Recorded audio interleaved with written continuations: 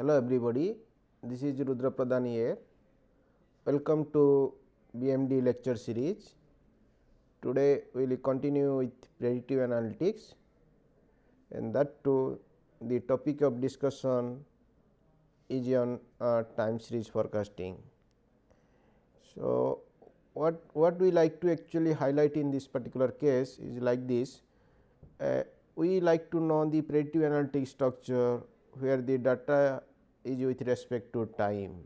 So, that means in a real life scenario we have lots of variables informations which can be available with respect to time, and that too it may be with respect to annual observations, it may be with respect to weekly observation, it may be with respect to monthly observations or day wise observations, something like that. So, when we have actually set of information with respect to time, then the predictive structure can have actually more means can be having different kind of look, and we can explore something more about to the kind of the as per the kind of business requirement. So, what are the things we are supposed to have in the kind of time series forecasting? So, let us start with that. And in fact, it is very important in the day to day business environment, like the profit forecasting, safety future forecasting, utility studies, sales forecasting, stock market forecasting, inventory studies, economic forecasting, budgetary analysis, risk analysis. So, whenever there is a kind of problem, and the problem can be addressed with a set of variables, and the variables informations are available in a kind of time series format, then obviously one of the standard structures which we can actually investigate the problem and then go for the predictions or something like forecasting, and that too with the help of time series techniques. So, there are so many time series techniques are there, and the requirement of this technique is that data must be available with respect to a particular time. It may be annually, it may be monthly, it may be quarterly, it may be weekly, it may be day wise, it may be minute wise. So, there is no such kind of typical structure, but data must be recorded or the kind of arranged with respect to a particular time structure. So, then the meaning of time series forecasting or time series analysis will be very active. Otherwise, we may use time series data, but the kind of modeling for the predictive kind of environment will lose the kind of importance when there is any kind of gap or some kind of inconsistency happens in the process of data gathering. So, this is a kind of interesting structure through which you can actually go for the predictive kind of environment. So, now the typical discussion is on various forecasting models, and so far as forecasting models are concerned, so it can be divided into two parts. One part is called as qualitative models, and then casual models, and then finally the time series models. So, some of the qualitative forecasting tools like Delphi technique, then the kind of grounded theory, sales for compositions, consumer market survey. So, these are various qualitative techniques are there through experts opinion or something kind of experienced people's opinions. We can actually forecast something else as per the business requirement. Then we have already discussed so many casual techniques like simple regression analysis, multiple regression analysis. However, the time series modeling is not slightly different from these groups, but it has some kind of typical features through which you can actually discuss this particular analysis. In the time series forecastings, So, we have a kind of simple structure and so many complex structure through which you can do the forecasting as per the business requirement. So, some of the standard methods are NAV technique, moving average, weighted moving average, exponential smoothing technique, trend analysis, seasonality analysis, multiplicity decomposition analysis. So, so many techniques are there in the kind of time series umbrella, and depending upon the particular problem and the kind of particular technique, we can go for the kind of predictions and the kind of forecastings. So, in the first hand understanding, so far as a time series model is like this.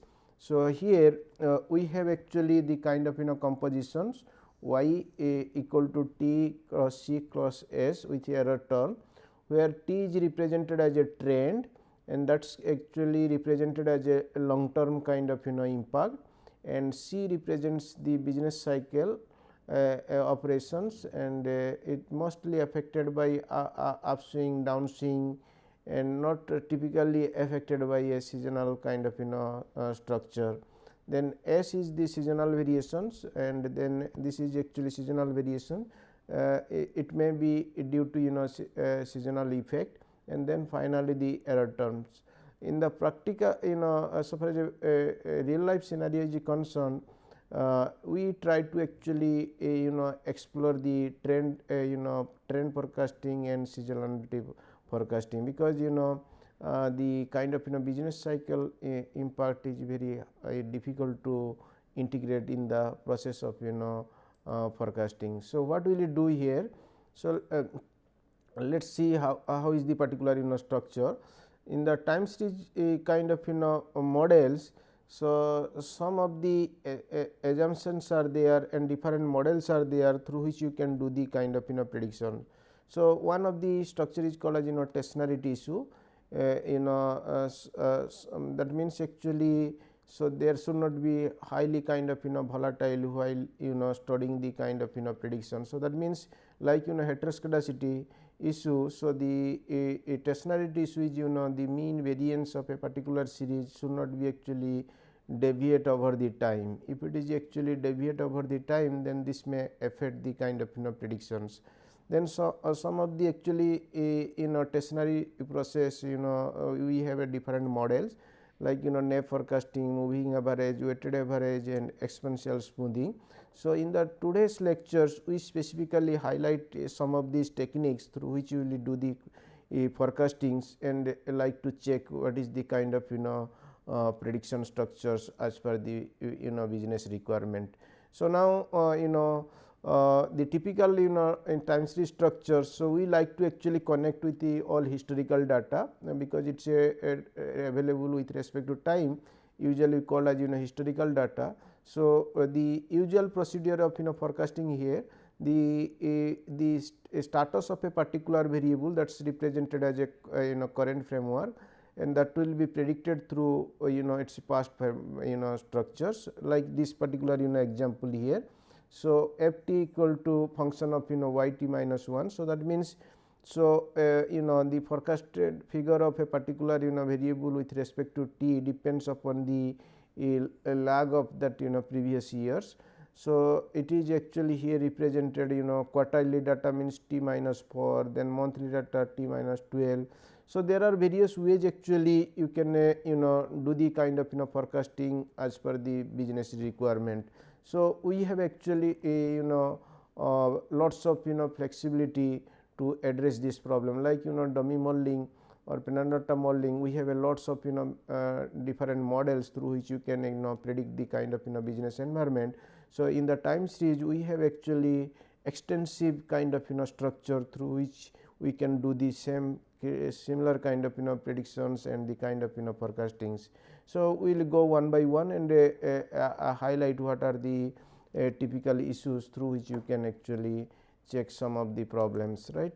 So, in the process of this particular discussion, so what will you do first? Every times we may use different models for the prediction and forecastings, but so far as a validation is concerned or the judgment means we like to check which one is the best for this particular prediction. So, we have some of the typical statistical indicator or predictive indicators through which you can declare that this model will be good for the forecasting. So, some of the indicators are represented here. So, first indicator is a bias, that is mean error, and it is a difference between the actual value minus true value, and then mean absolute deviations.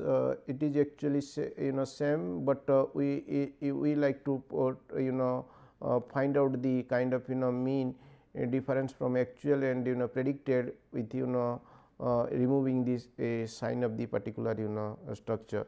Then mean absolute percentage errors, mean square error, root mean square errors. So, there are so many standard tools are there which can help you to pick up a particular model for the forecasting, and that too for a particular business requirement. So, these are all various statistical formula through which you can actually operate, and then we will finally. So, that means first you prepare a forecasted models, then the actual information and the forecasted informations you will find the error term, and after getting the error terms. So, these are the indicators can be obtained finally, and to check or to judge which one is the best model to go for the final forecasting or the final predictions. So, what are the ways we can do? So, we can discuss one by one, and let us see here. Okay, so, this is what actually the kind of structure. So, what will you do? So, first there are couple of methods which we have already highlighted here. So, these are all various methods and through which we can get the forecasted kind of model, and then the difference we have to find out with the actual information, and then finally check which one is the best model as per the particular business requirement. That means, so these models can be used for forecasting, then these indicators are used for fixing or checking the best model as per the particular business requirement. So, now we will go one by one. So, the first structure is called as NAV forecasting. So, here we are going for sales forecastings, and for that we have a monthly observations from first month to last month, January to December, and these are all actual sales, and then we will do the predictions through actually the kind of NAV forecasting, and the structure of the NAV forecasting is nothing but actual value, which is the forecasted value will be depends upon the previous value. So, that means actually we start with 10, 12, 16, then in the NAV forecasting. So, the current item 12 depends upon the previous item 10, similarly 16 items depends upon 12, like this. So, that means one point behind. So, it is like yt and yt minus 1, and then here the actuals, and then the kind of predicted structure, and the difference between actual and predicted will give you the error component, and finally once you get the error component, and then as per the previous discussion in lots of predictive and analytic structures. So, first check is check whether error sum is coming close to 0 or not.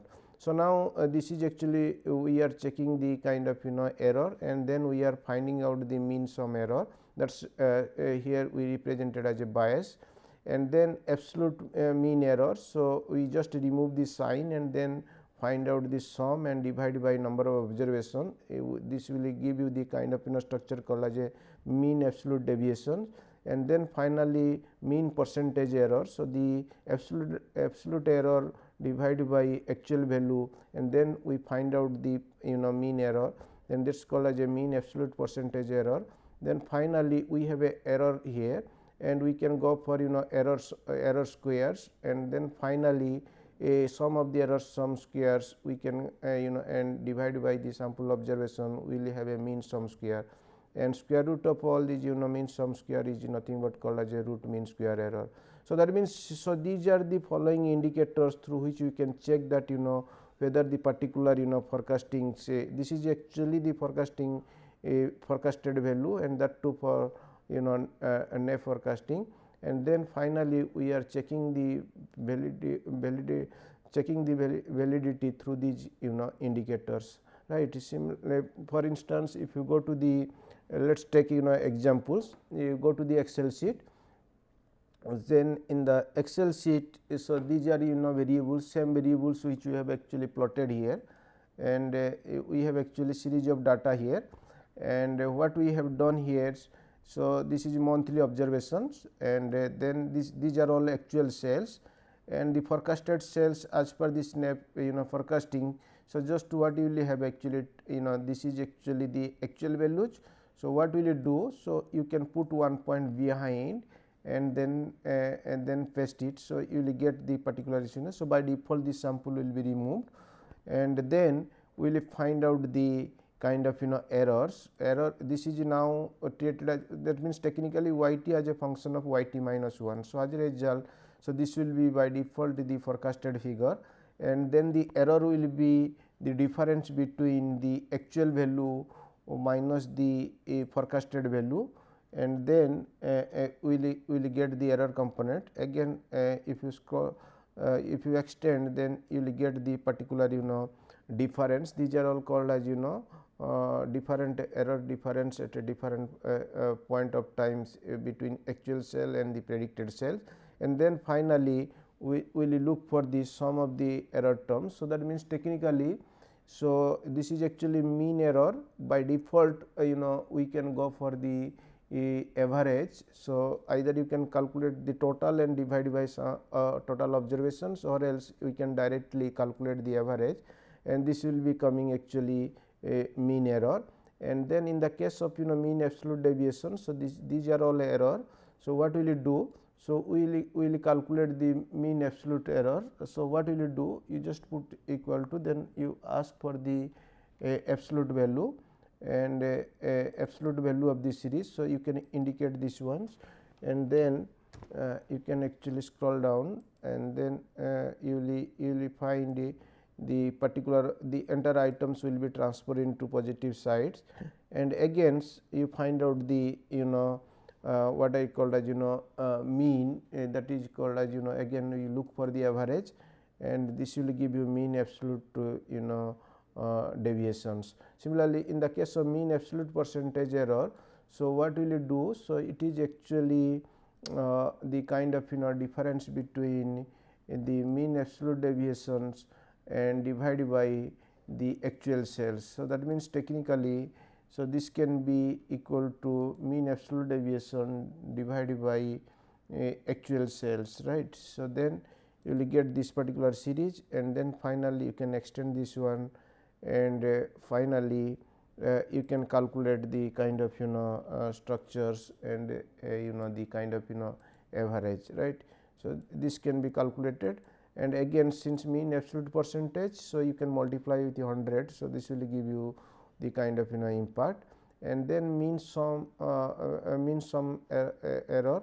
So, this is actually what will you do? We have a error here, and then we can actually square all these errors. Then finally, you can after finishing all the columns, then finally you can look for the average. So, this will give you mean error, mean sum square error, and then it's called as root mean square error. So, that means if you squaring all these things, then finally if you take square root, then this will give you root mean square error. So, that means technically, so these are the kind of statistical indicators through which we can judge the fitness of the particular model. So, means technically, so the NAV forecasting is actually one way to go for the forecasting when your variables are variables informations are available in a kind of time series format.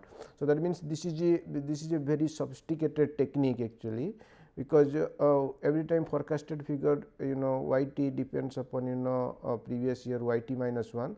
So, as a result, So, while having the kind of forecasting, so your data should have a kind of consistency. So, if any gap in between, then this forecasting may be getting affected drastically.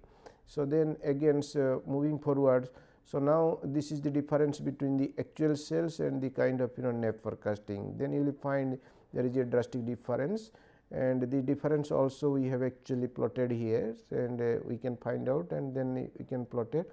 So, this is the kind of red one is the forecasted line, and then the actual line. So, we will find there is a difference. Some cases error is positive, some cases error is negative, which is actually as per the particular requirement, and that is the rule of the forecasting. So that total error sum should be equal to 0. If that is the case, then the first hand choice is that we are in a right track for this kind of forecasting. And then in the tersonarity kind of process, we have actually moving average technique, through which again we can do the forecasting. We can go for 3-year moving average, we can go for 5-year moving average, we can go for 7-year moving average, and then we can do the forecasting. And we start with actually 3-year moving average. So, now this same data. So, this is the monthly data of sales from January to December. So, now in the case of 3-year moving average, so first 3 points can be clubbed and then take the average. So, similarly then again 10, 12, 16, so it will give you a particular figure. Then again it will start with 12, 16, 13, then it will give you another figure. So, likewise, so your forecasted figure will be, so the 3-year data points and 3 months data points, and then we find out the average.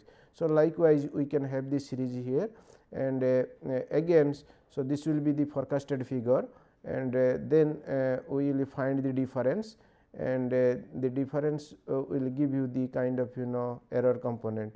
So, that means for every in this kind of 3-year moving average, so first 2 data points will not be there, because we need 3 data points to get average. So, as a result it will start with at a 16, and then it will continue up to last data point. So, as a result, so these are the kind of forecasted figure. So, 10, 12, 16. So, this will give you the first figure, and 12, 16, 13. So, this will give you the second figure, and then 16, 13, 17. So, this will give you third figure, and so on. So, in the next slide, so we have actually actual values, and then the forecasted value which we have here in the right side. So, then that will be taken into consideration here. Now, the actual value minus forecasted value, it will give you the error component, and now again, so you will check the particular structure here. So, that means so this is the actual structure, and then this is the forecasted structure, and the difference will give you the error structure, and this is the sum of the error terms, that is actually mean error, and then mean absolute deviation, then it is actually mean square error, then mean absolute percentage error. So, the way we have calculated earlier, so it is the same way we can actually calculate here, and then check whether actually this particular forecasted structure is rightly okay to go for the prediction or not. So, likewise we have actually lots of similar kind of techniques through which we can go for the predictions, and again if you compare, actually this is the actual scenario, that is the blue one, and then the yellow one is the forecasted figure, which starts with at the third point, because it is the kind of 3-year moving 3-year moving average forecasting structure. Again, so far as a stability point of view, we like to check whether the 3-year structure or 5-year structure or 7-year structure is more effective. So, when we add 3 to 5 to 5 to 7, then the idea is that the stability will be more accurate, because every time you are normalizing with bigger pool of the data, and obviously the forecasting will be strengthened as per the particular requirement. And by the way, every time through these indicators you can check the fitness of the models, and then finally that will be useful for the kind of prediction and the forecastings. So, now again, so there is another model called as weighted moving average. So, in that case same way we are actually going for 3-year moving average or 7-year moving average, but every time now it is not a simple kind of addition and the kind of mean calculations. Here we like to allow weight and then we can calculate the average. So, sum of the weight should be equal to 1, but weight will you can go for equal weightage or unequal weightage, but equal weightage there will be no a point to go for this weighted. So, obviously weight should be unequal, but how you have to assign weight for 3 different structures. So, that is actually question mark. Sometimes we use principal component analysis to derive the weight to use a kind of structure through which you can actually go by a weighted moving average. So, now in this case we use actually let us say first one is 0.22, 0.593. So, that means actually we assume that this is a kind of weight structure through which we can actually go for the kind of prediction. And now this same structure earlier we are adding 10, 12, 16 and then taking the average. Now 10 into W1, 12 into W2, 16 into W3, where W1 is equal to 0.222 and 0.593 and 0.185. So, as a result, so this will give you the forecasted figure. So, now this is the actual figure and this is the forecasted figure. So, what will it do again? So, we will go the similar kind of structure and then we will check the kind of error.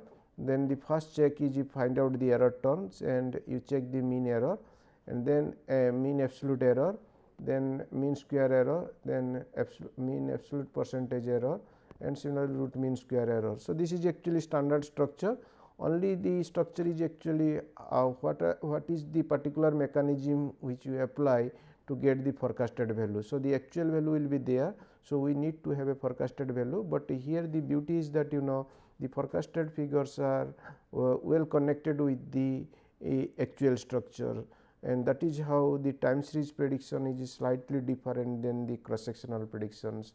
So, the typical structure is actually called as weighted moving average, and that too we have already discussed the NAP forecasting, simple average and weighted average moving average forecasting structure. Again there are similar kind of models are there, exponential smoothing structure through which you can do the predictions. So, now in this case your forecasted figure will depends upon the structure of previous years data and the kind of the difference between the two different time periods and the kind of forecasted figures. So, this can be another way to do the forecasting. So, now in order to understand the better structure, so let us actual value can be represented as a y t, and then we calculated actually y t bar that is or y t head, that is called as estimated structure, and then the lag of the estimated structure. So, now the error this is how the modeling structure through which means as per the particular formula here. So, we have to just connect here. So, this is what the kind of exponential smoothing structure through which actually you have to find out the predicted kind of environment.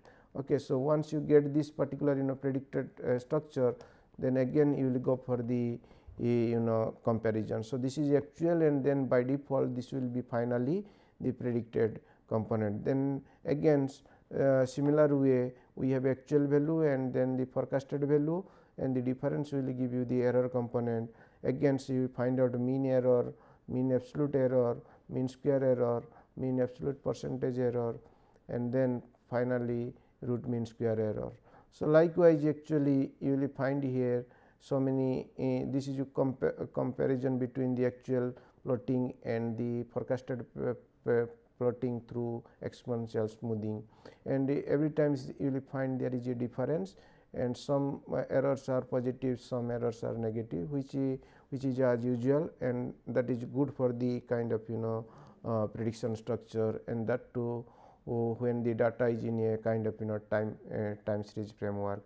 So now obvious question is, what is the proper evaluation technique through which you can say that which model actually best fit for the a particular prediction and the particular business requirements, so far as perfect management decision is actually is the kind of requirement. So in that case what will you do? So we have a different kind of models. We have discussed NAP technique, moving average, 3-year moving average, 5-year moving average, then weighted average, then smoothing techniques. So that means same problems, and you use different kind of prediction structures or forecasting structure. Then what we like to do, that you every times by using a particular technique, forecasted technique, you find out the error terms, and then find out the error indicators, that is a mean error, mean absolute percentage error, mean absolute deviations, root mean square error. Then you do the comparative analysis. So technique 1, technique 2, technique 3, then you report all these indicators, and usually a particular structure will be declared as very effective for the prediction and forecasting if the particular error indicators behavior is very less. So that means the error mean square error, mean absolute percentage, this should be actually in a kind of declining structure. So when the kind of when there is a kind of comparative analysis between two models, in one particular model the mean error or mean square error or root mean square error are comparatively low compared to the first one, then by default the second model will be the right choice for the prediction and forecasting. So the idea is here, when our judgment is which one is the good forecasting technique so far as the particular business requirement is concerned or particular management decision is concerned. So we have to create so many forecasted models, because same problems can have a different forecasting structure, like what we have already highlighted here for 5 techniques. And then finally we have to declare that which particular technique is more effective, more efficient so far as the particular problem is concerned, and that is typically based on these the kind of validation will be through these indicators only. A particular model will be declared as efficient when these errors are having actually low value compared to previous models, or forecasting with previous techniques. So there are many ways we can actually check the performance structure through which you can declare the model is the best fit for the prediction and the kind of forecastings, right. So there are some other issue like trend analysis and the seasonality. All these things will be there in the particular process, and in fact in this particular time series framework we can also use dummy technique to find out the kind of seasonality effect and the kind of quarterly effect, monthly effect, and but for that you must have actually big data set, and then these are the things we can you can also target, and you can also explore. So, there are other things like structural back also can be checked when you have the data with respect to time for a particular variables. So likewise there are many things which we can actually explore, and means the idea is that here, so in the time series structure we have actually n number of techniques through which you can prepare a forecasting models or a predicted model through which you will do the forecastings and do the predictions as per the business requirement. So we have actually some of the discussion, we have already discussed so many techniques, and likewise there are couple of other techniques are there which can also means very useful for the kind of prediction and forecasting. and that too in the context of again in the context of time series modeling. So, we will continue this particular discussion in the next lecture, and we will stop here, and thank you very much. Have a nice time.